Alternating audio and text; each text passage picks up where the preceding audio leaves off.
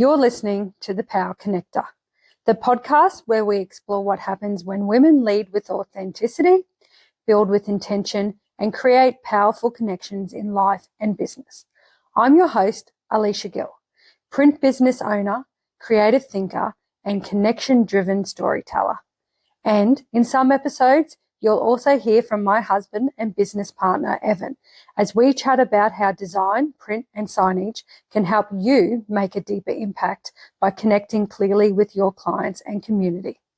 If you're ready to show up, stand out, and build something meaningful, you're in the right place. Let's dive in. Hello and welcome to The Power Connector. I'm your host, Aleisha Gill, and this podcast is all about what happens when women lead with connection. In this first episode, we're diving into the power of authentic connection in business, the courage it takes to show up fully, and how we protect our energy and lead with truth. And I couldn't be more excited to kick things off with the amazing Danni Vee. Danni helps women reconnect with themselves so they can speak, lead, and live more authentically. She's a straight-talking, soul-shifting powerhouse, and I'm so glad to have her here. Oh, thank you. Thank you, Danni. Danni, let's start with your story. Sure. Where do I begin, Aleisha? Well, as a businesswoman, I've actually been a businesswoman for over 25 years now, which is really exciting when I look back on it, and daunting because it shows my age. I started out actually running quite a large piano teaching business throughout the north side of Brisbane, teaching piano in Catholic primary schools. And I had a couple of people working for me. And then I morphed into health and wellness when I fell pregnant with my first baby. And reflecting on that, I think the biggest reason why I did that is because I was in an abusive relationship then, not realizing I was, but I didn't want to leave my child. So I created a business where I could have my child with me all the time. So I had babysitting and, we focused on mindset and nutrition and all of the components of wellness.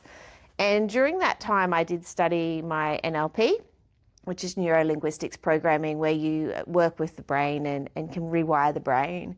And I really found that I was becoming more and more passionate about helping leaders and business owners to be able to make a greater impact. So then it rippled into the home life.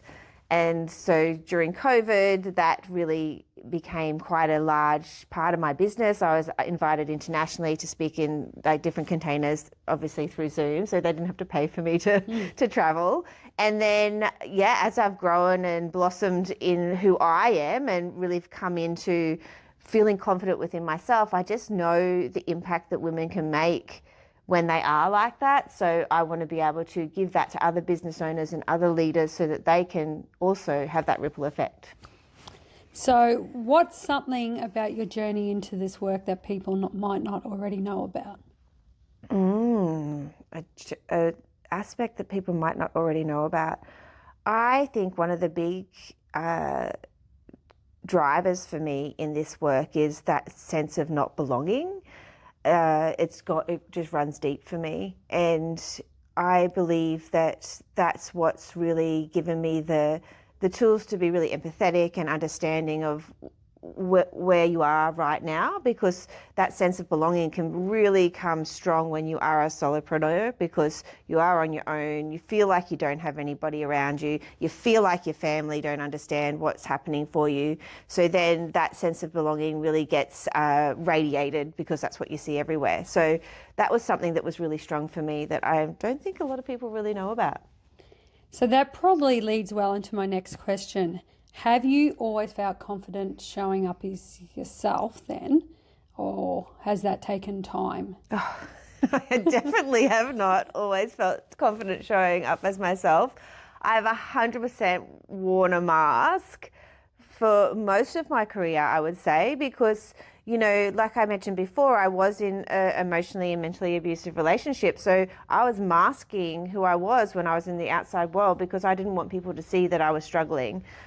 When I first started out as a young business owner, I masked that, I was really confident in what I was doing. And because I sort of had that that lack of sense of belonging and that lack of worth, like I always questioned, was I good enough to be able to be in these schools and doing things? So it's really been a true strong journey of mine, and it would be, I would say, the last 5 to 10 years where I've only really started feeling confident showing up as truly who I am. And that's like where you let go of that people pleaser, you let go of that imposter syndrome, you let go of that external validation and really turn within and see, well, what do I like about myself? And then start working with that. Do you think there was a defining moment that you realised authenticity was non-negotiable, or was it just happening over time? I really think that this was, it would be when I met my now husband, and the transition of really being seen as for who I really was, and I didn't have to be anyone else. So that would definitely be the defining moment of when I started, getting to know him and dating him, and I didn't have to be anybody else. Okay. And I obviously do some work with you, and the reason why I've brought you on the show is that connection and building connection with people is at the heart of what your work is, but it's also what this podcast is about. Mm-hmm. How do deep, honest connections support women with the work? Like, how do you help women with connection in the work you do? Definitely. I start with them having a connection with themselves, which so really understanding who they truly are. A big aspect of what I do with the women that I work with is finding out what their intrinsic values are. So an intrinsic value is something that's from within, and the outside gives you. So an example I always give is, for me, a really strong value is family, but that's an extrinsic value. That's on the outside, but family gives me connection and love inside. So once women have that connection with themselves, then they can have true, authentic, vulnerable connections with other women. And I believe that having those connections with other women is just so essential for women to be able to rise and celebrate each other. Yeah. So what do you think happens to us when we stop performing and showing up as who we really are? When we stop performing and showing up? Yeah, just stop performing and put the face on and actually show up as who we are. Well, when we show up as who we are, yeah. I just think that you're unstoppable. You become unstoppable. You attract the people into your life that truly are there to celebrate you and want to see you win. You are able to speak your truth easier. You're able to stand up and speak in front of a crowd about who you are because you actually know who you are and really have that inner authority. So having that true deep self-acceptance, that true deep self-respect especially, and that self-love. So I know how I feel about it, but do you think women connect differently in business to men? Yes, definitely. And how do you think we can use that as our strength? We can use that to be able to create a movement of vulnerability and strength and really empowering other women. In Australia, it is such a concept of that tall poppy syndrome. Mm-hmm. So when women truly are in that inner authority and they connect in business, they can really create this beautiful positive movement of rising everybody up and just creating a business of collaboration no matter where you are at. I love that because that leads into my next topic that I want to talk about is essentially in business it's important for women to network and build that network. Mm-hmm. So when you talk about if we use our strengths and we're actually not essentially competing with each other, supporting each other, and we find that network of women, that's going to build us up. Oh, I think that's so important. So something new I've been working on, but networking can be powerful. It can be draining too, let's be honest. So that's why I want to talk about networking, because I personally have had problems with my energy when I'm out networking, and we've worked on that. So I'd like to bring some insight to our listeners about how they can approach networking differently. So what does authentic networking mean to you? It's really setting an intention before you walk into the room. So being really authentic in being who you are. So, you know, if I can give you as an example, because you are very introverted in the sense that, you know, it's difficult to keep on having conversations with people, setting that intention so that you are just going to go meet one person and create a connection with them. So going in networking is about, for me, is building relationships. And so being really authentic in, you know, I want to get to know this person, not I want to get something out of them. So really shifting that way that you go into a networking meeting, like, you know, you will get something out of them through knowing them, if that makes sense. Yeah, and that's definitely worked with me, and that's something we've worked on, that I go in that attention that I just want to connect with one or two people. And when you take that pressure off that I've got to go around the room and make all these connections and essentially sell myself to everyone, that's not everyone. If that works for some people, that's okay. But when I set those intentions, it just takes the stress out of it, and you don't feel as drained from it. So I guess that sort of answers the question, but do you have any other advice for other women who want to connect professionally but find it exhausting? Yeah, definitely. I think with the energetics of it as well, Aleisha, is that, you know, protecting your energy before you go into a room.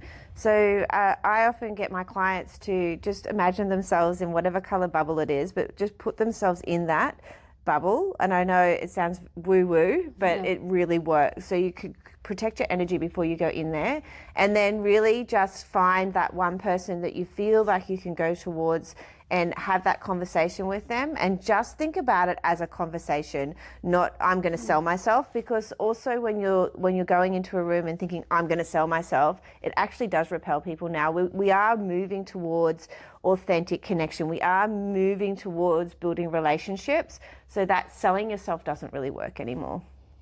Yeah, no, definitely. And do you have any other rituals or boundaries that you can keep in place when you're out networking? Oh, definitely. So the rituals that I do is definitely that, putting myself in a bubble, and then also allowing myself to have space after the event is important for that energy as well. So, you know, making sure that I will often just go to an event by myself or be with people that I know I can just, you know, relax with afterwards.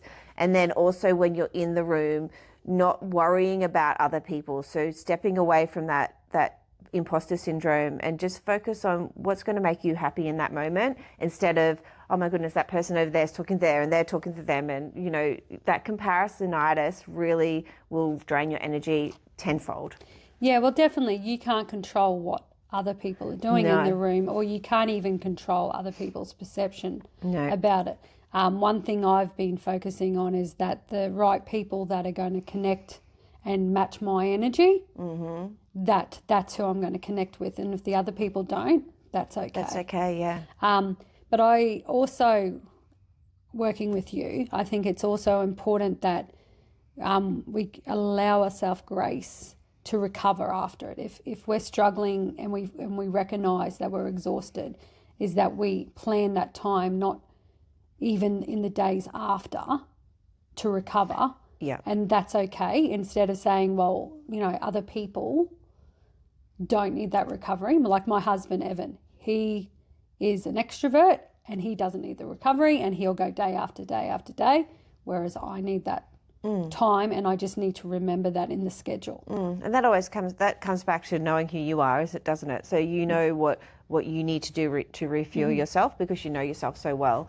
And especially after like a few-day conference, definitely don't book a bunch of meetings the next day, because you aren't going to be present no matter who you are. You're not going to be fully present because you've got all of that energy that you've been using and all that information in your head. Just give yourself even just half a day after that as well. Yeah, definitely. Now, if we something that I've been really working on myself is wellbeing, habits, rituals, because I think it's so important that we focus on that as women in business, because our habits and rituals need to be different to men. because we have different bodies. But if we don't focus on ourselves and looking after ourselves, we can't show up for our business and even our staff and our customers. Yeah. So you do a lot of powerful work, obviously, working with women. And part of that is you talk about your empathy that you have to have for your customers or clients. And they're not really customers, your clients. And if you don't, it would take energy out of you to hold that space and have that empathy. What are your habits, your rituals that held space for you to make sure you can continue showing up each day? Definitely. So when I'm working with clients, especially one-on-one, I do have the ritual of putting myself into a container of being able to receive and give, but not receive the energy, if that makes sense. So there's definitely a strong ritual I do before every session, just so I can show up as my best self and give what, because I want to give 110% to my clients. So that's a very strong ritual I do every time.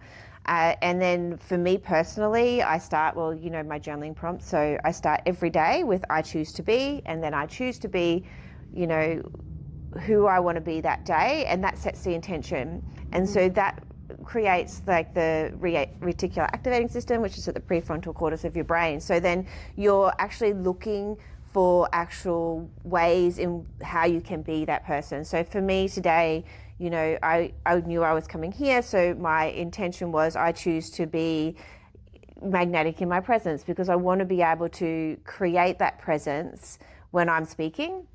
I always do that when I'm speaking.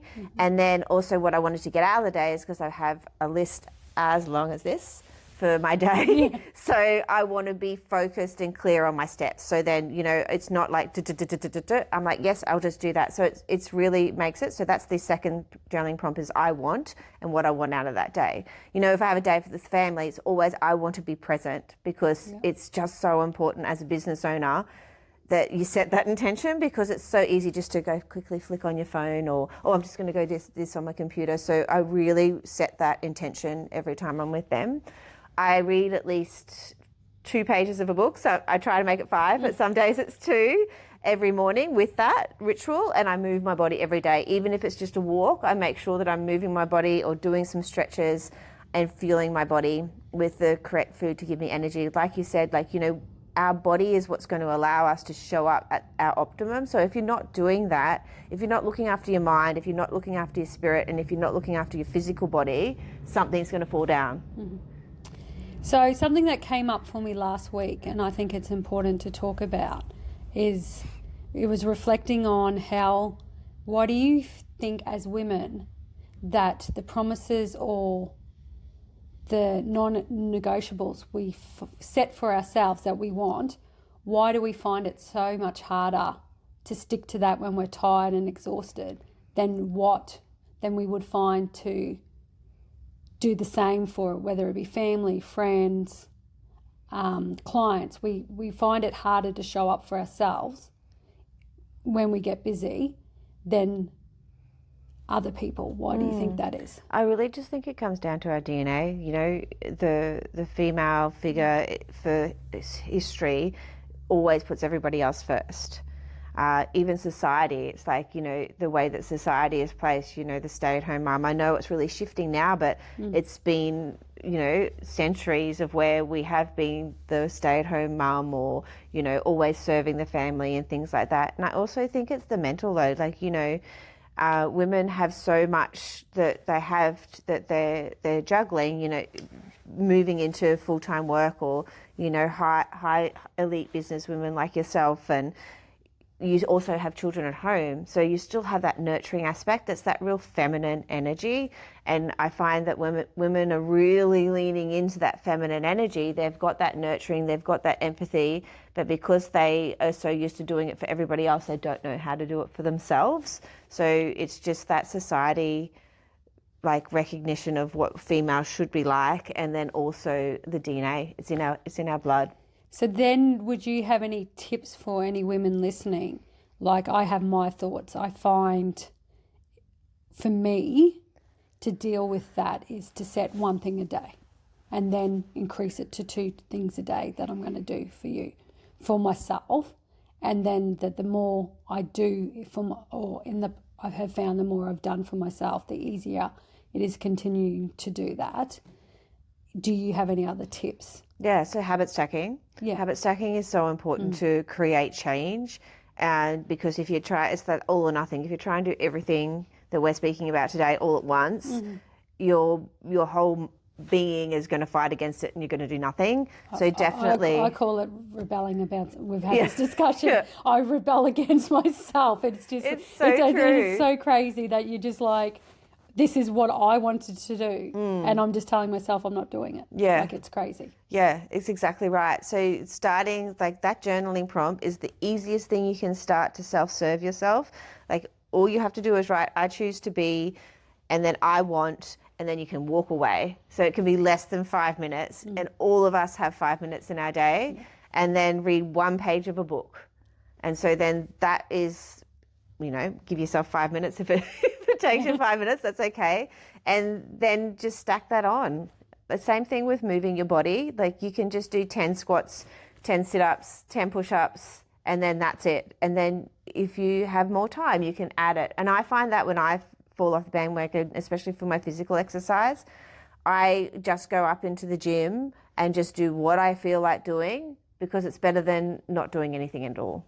Yeah, and I think even I find with the whole fitness and I'm newly into looking after my fitness, is that we see a lot of social media out there saying, oh, you've got to be doing this, you've got to be doing that, and it gets overwhelming. And even myself, I was trying to go to the gym 4 or 5 days a week, and my body just wasn't recovering. I think it's important to just be fair on yourself and go, in my case, I do 3 days a week. I give myself a day off in between, and that's good enough. And then try and just keep as active as possible. I just think we have to not get caught up in that's what other women or other people are doing, and especially sometimes comparing against what men's bodies can go through.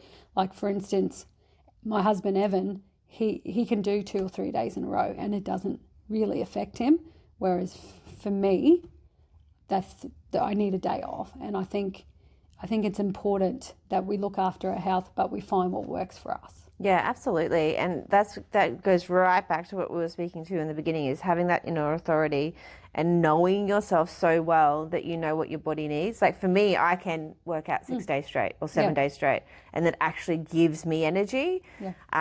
So it's knowing what your body needs and knowing where you're at that time too. So being really kind to yourself in the sense of, you know, like at the moment we were just discussing before, I'm on day 15 straight and I'm going into day 19 straight of work.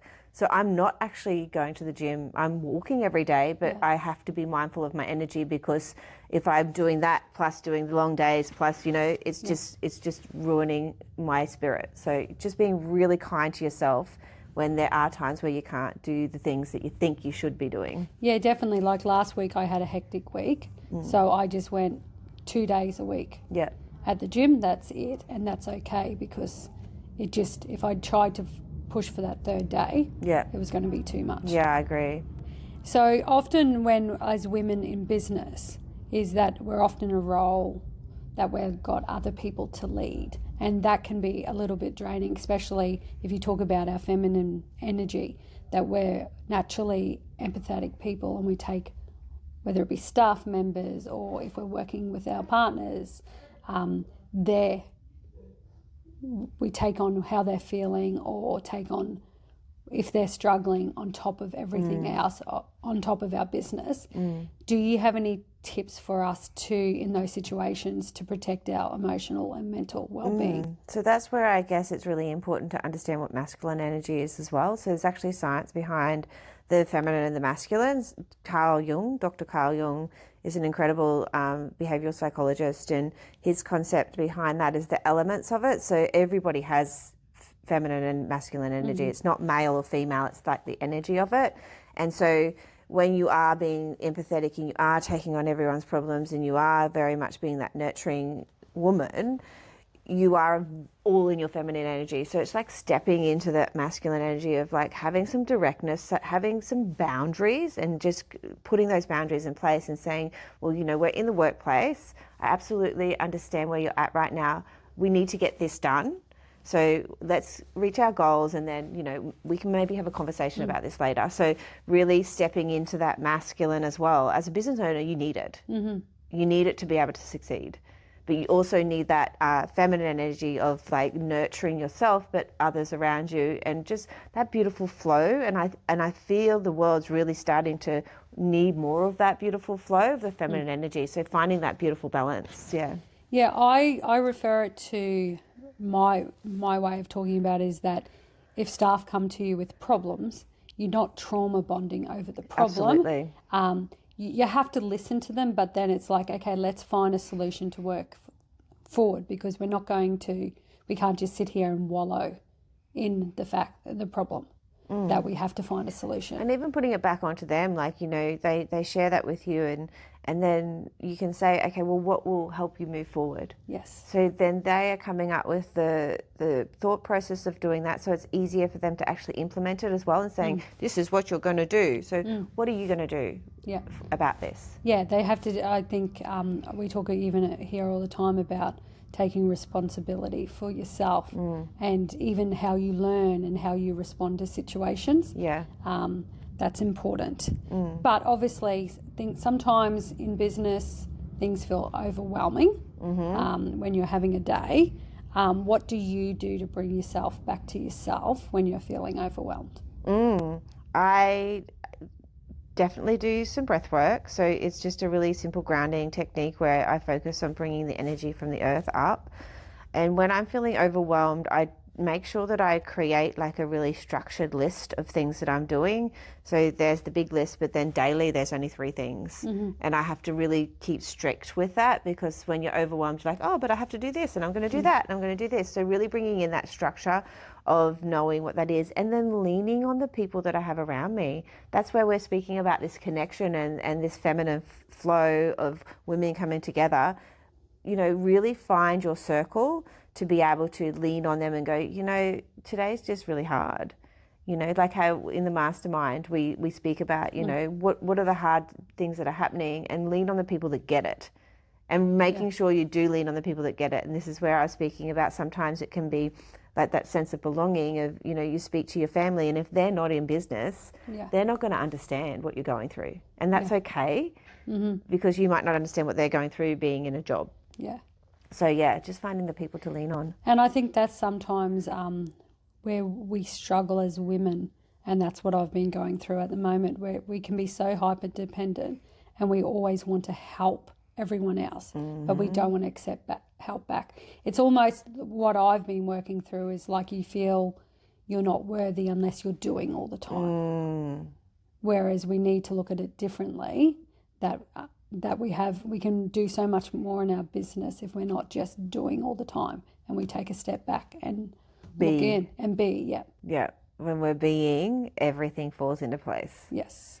So I guess the main thing I think we need to probably get across is that rituals are so important, but we also, as women, I feel, and this is something that's actually come up in my oracle card this morning, which is just normalizing rest and recovery and looking after ourselves. And we need to do that if we want to be sustainable. Absolutely. Absolutely. Allow yourself to be vulnerable enough to stop. Yeah. Yes, absolutely. It's great to have those rituals and routine, but sometimes the rituals and routine need to be focused around recovery too. Yeah, and being really careful, I think. One of the things that I did step into when I was starting out this journey was still in the doing. So, you know, how I spoke about the journaling prompts. So I was like doing my journaling prompts, and I was doing my workout, and I was doing my sitting and being quiet. So everything I was still doing it instead of being in the actual moment. Yeah, does that make sense? Yes. Yeah. Yes. So a lot of the work you do is based around women giving themselves, helping women recognise and giving themselves permission to be themselves. Because I think that's the big thing is that we don't give ourselves permission to be ourselves, regardless, you know, whatever's happened, and we're not allowing ourselves to be ourselves. Why do you think so many women do struggle to show up fully as themselves? I think they don't know who they are. They've lost themselves. So, you know, if they're mothers, they've lost themselves being a mom. If they're a wife, they've lost themselves being a wife. You know, if they're a CEO corporate, you know, they've lost themselves building their way up that ladder. So they've actually lost who they are, and they honestly don't know who they are. So they don't know how to show up as themselves. So what in the work you do, is there a shift? Like, is it do you obviously see a shift when they finally fully show up as themselves? Oh, absolutely. Absolutely. When you start working with me, we do a deep alignment call. And in this call, I derive information out of you that I know that you really want. And then when you're in that space of where you don't really know who you are, it's not noticeable to you what you want, but to me, it really is. And then when we do the work and do the inner work, which you know very well, it's not always an easy pathway, but it's such a transformative pathway. And that they start shifting into the woman that they know that they were at the beginning, if that makes sense. So I can actually see them start showing up in business with more confidence. You know, they start speaking on stages. They start networking more easily because they know how to show up as themselves. So many different transformations I see. They start a podcast. You know, it's just so many amazing transformations, and it excites me so much to see it start happening every time. So I think that's what I love. You know, you talk about me starting a podcast. I think that's what I love about the work that you do, because when we talk about showing up fully, is essentially you're willing to be visible. Oh, and vulnerable in that visibility. So vulnerably enough to be, this is me. And not have it like perfect. it or lump it. Yeah. Like yeah, I that's was right. talking about me wanting my words to be perfect. Yeah. But no one's perfect, and that's okay. Yes. It's more about showing up consistently, clearly, and real as yourself. Yes. Yes. And I think that's that also flows into personal brand. Mm-hmm. Is that if you're in business and you want to develop a personal brand, that's the foundation first, is to actually know who you are. And I've gone through that when you're showing up how you think people perceive or think you should show up, and whether that comes down to your clothing, you're showing up in business wear and it's really not you. I want to get across that it's, if you do the work that we discuss about, then you won't have a problem showing up and do personal branding and doing all that, because you're sure that what you're putting out and being visible as is yourself. Absolutely. And you're not influenced by what other people are saying what your brand should look like. And that's a big shift within me, for sure. For so many years, I was sort of showing up as what I thought I should look like in the career pathway I was in at that time. And I find that now, especially working with large corporations, I still show up as me. Mm-hmm. So, you know, there are people that make comments about, that those clothes you wear. And I'm like, yeah, but it doesn't change the transformation I make with those clients. Mm-hmm. And so I don't change the way I dress. You know, so I might turn up, I will have a beautiful corporate shirt on, but I might have like a chill dress skirt on. So it's still very presentable, but it's not like I'm in a suit every single day. And then, you know, back when I started out my coaching business, the mindset coaching business, I would still I'd try on this sort of corporate look, and it just didn't look like me. And until I fully understood who I was, I didn't know how to dress like me. And you are such a classic example of this. As you found who you truly were, there's like non-negotiables about what you wear now. Definitely. I love my boots. Yep. As much as my husband doesn't love my boots because I keep wanting to buy more boots. But that's okay. That's okay. That's okay. So I just want to, at the end, I want to do some quick fire questions. So Sure. You've just got to pop off what comes off. Sure. So let's first go. What's your go-to confident boost? My go-to confident boost is to dance. Which is the complete opposite to me. You watch me dance. You try and get me to dance and it won't happen. Yeah. What's one thing that helps you feel grounded? My family. Yes, family. It's so My important. kids. Yeah. What's one woman who inspires you to keep showing up?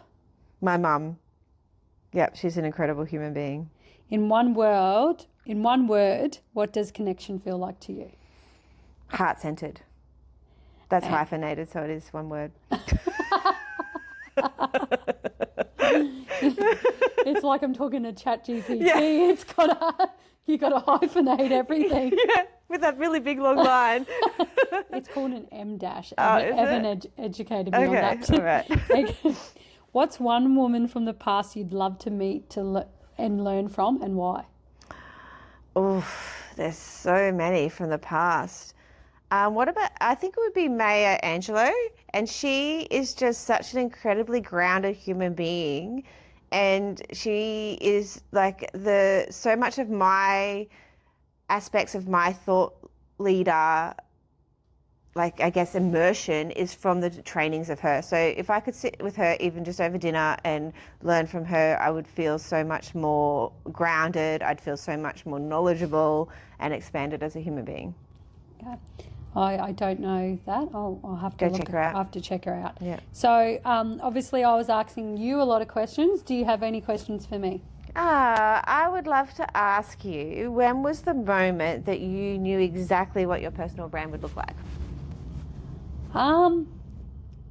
Actually, that was when Evan and I, my sister, went to CMC Rocks, country music festival, and I just had some outfits on there, and I've recently lost a lot of weight, and I've never liked photos, but I felt comfortable, happy. I was happy to stand on the stages and pose for the photos, and it was when I was happy to take the photos, post the pictures, that I went, that's because I was just comfortable and happy in what I was wearing.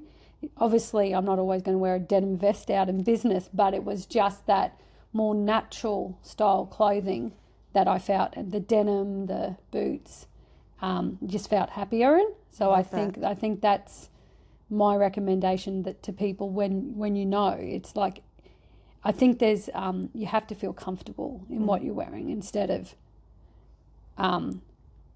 just wearing what you think people what you want. And if you're comfortable and happy, you're not going to have a problem with the photos, and you want to feel joy when you're putting the clothes on. Yes, that's so good. Yep. Can I ask one more question? Okay, well, I said one.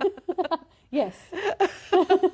What advice would you give to a woman that's really at that beginning journey like you were about 18 months ago? And what advice would you give her if she doesn't know where she wants to go, she's not being seen in her business like she wants to be, and, you know, what advice would you give her? So I've got a tattoo on my arm here that's written just for me, and it says progress over perfection, and there's different ways you can word that, whether it's 1% better every day, you know, it's just just start taking small steps. Yeah. Because that's probably traditionally when I decided I wasn't happy with something, I'd try and make this big, huge change and nothing. And it wouldn't stick because you're trying to do too much at once. Yeah. So I think when you just focus on little small steps and celebrate the wins of the small steps instead of wanting to see this big transformation, if you just keep reflecting, okay, well, I'm doing this better. So if you just focus on the small stuff, because you can't make big changes because it's overwhelming. I think that's what happens. You try and make all these big changes and it just gets too overwhelming and then you give up. Yeah. You self-sabotage yourself and then you just give up and then do nothing. So, yeah. Yeah. So start with 1%. Yeah, just 1%. Just find something small that I'm going to change today and stick with that. and then Awesome. add on. So, Danni, thank you. Thank you. Your truth and energy and your clarity, and working with you has been a game changer for me. So I just wanted to share that wisdom with other people. Oh, thank you.